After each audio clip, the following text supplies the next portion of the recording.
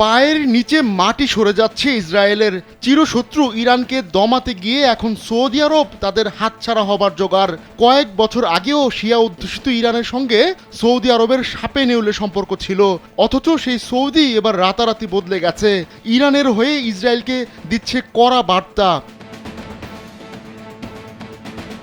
মধ্যপ্রাচ্য বিরল এক মোড়ে এসে দাঁড়িয়েছে।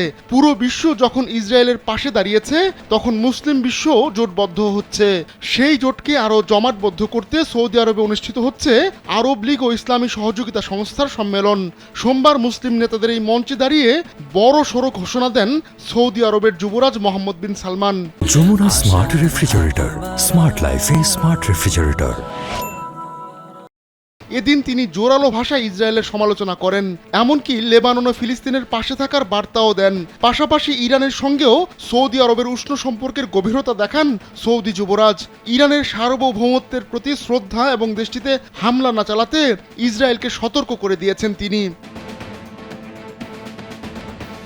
মনে করা হচ্ছিল সৌদি আরবের সঙ্গে সম্পর্ক স্থাপন করে আরব দেশগুলোর মুখ বন্ধ করবে ইসরায়েল, কিন্তু ফিলিস্তিন থেকে লেবাননে ছড়িয়ে পড়া ইসরায়েলি আগ্রাসন ক্ষোভের আগুনে ঘি ঢেলেছে। আর তাই অনারব দেশ হলেও ইরানের পাশে দাঁড়িয়ে বার্তা দিচ্ছে আরব দেশগুলো।